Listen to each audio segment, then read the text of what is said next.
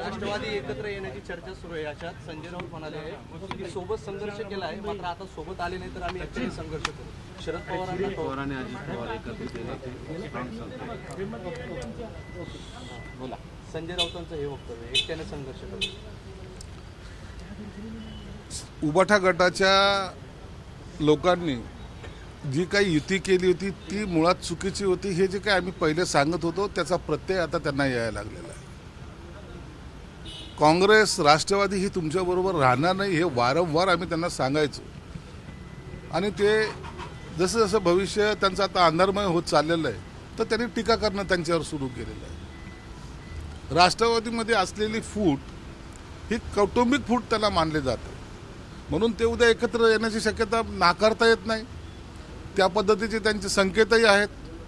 प्रत्येकजण आपापल्या पद्धतीने स्टेटमेंट देतोय, म्हणून ते एकत्र येणं हे काही नवीन नाही. परंतु काँग्रेससुद्धा कुठं यांच्याबरोबर आहे.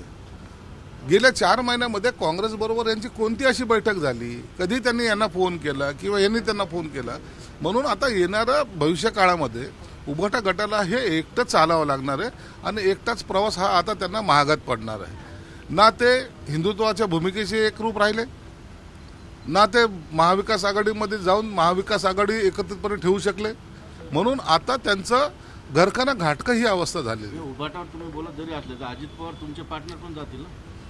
अजित पवार जातील की नाही मी फक्त त्या युतीबद्दलचं बोलतोय. आज तुम्हाला आता नवीन सहकारी मिळणार आहे शरद पवार नावाचा. आम्हाला काय मिळणार हे आतापर्यंत आम्ही सांगू शकत नाही, परंतु त्या दोघांचं एकत्रितपणे येणं हे काही संकेत ते देत आहेत. आता भविष्यामध्ये काय होईल, शरद पवार पुन्हा काय आमच्या महायुतीबरोबर येतील का अजितदादा बरोबर राहतील की अजितदादा नेतृत्व करतील, हे सगळं प्रश्नचिन्ह आहेत. म्हणून उद्या राष्ट्रवादीचं नेतृत्व कोण करेल हा सुद्धा एक महत्वाचा प्रश्न ठरणार आहे. अजितदादा शरद पवार एकत्रित येऊन नवीन समीकरण मांडण्याचे सुद्धा प्रयत्न करणार आहे. त्याच्यामुळे तुमच्याकडे नाही त्यांच्याकडे नाही, त्यांना एकत्र येऊ द्या, नंतर समीकरण काय मांडतील ते ठरवू. परंतु भाजपची आणि शिवसेनेची युती ही पक्की आहे, त्यामध्ये कुठेही मतभेद नाहीत.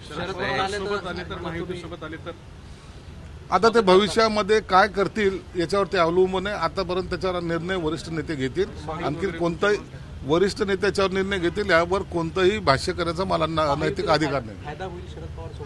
त्याबद्दल मी कोणतंही वक्तव्य करू शकत नाही. याचा निर्णय वरिष्ठ घेतील. एक प्रश्न असा आहे की जर शरद पवार आले तर मोठा भाऊ हा राष्ट्रवादी होईल, कारण की खासदारांची संख्या त्यांची जास्त आहे आणि केंद्रात खासदारांची भाजपला गरज आहे. त्यामुळे या समीकरणाकडे कसं पाहता? मोठा भाऊ होईल, छोटा भाऊ होईल. चंद्रबाबू नायडू आले म्हणून काय आमची चंद्रबाबू नायडू बरोबर युती झाली का? नितीश कुमार आलेत म्हणून आमची काय नितीश कुमार बरोबर युती आहे का?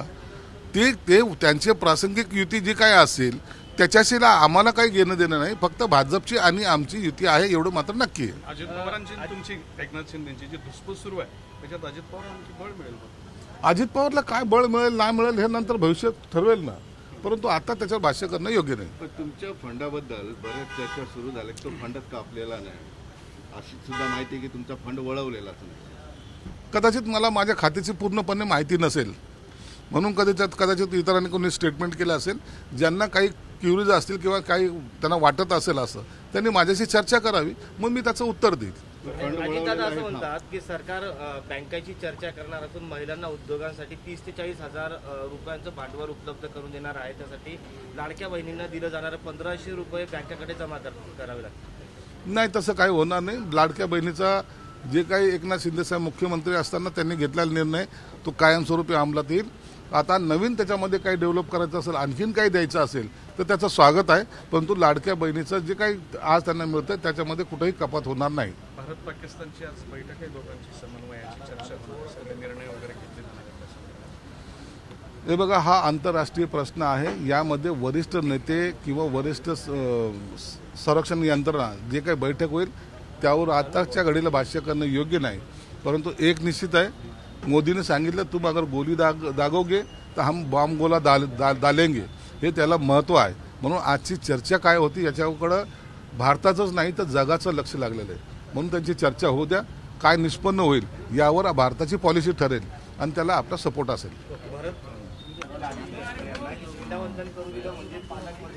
ते त्यांचे आपसातले असलेले प्रेमाचे संबंध आहेत. परंतु आता याचा पालकमंत्री पदाचा निर्णय सुद्धा आता लवकर लागावा अशी सगळ्याला अपेक्षा आहे.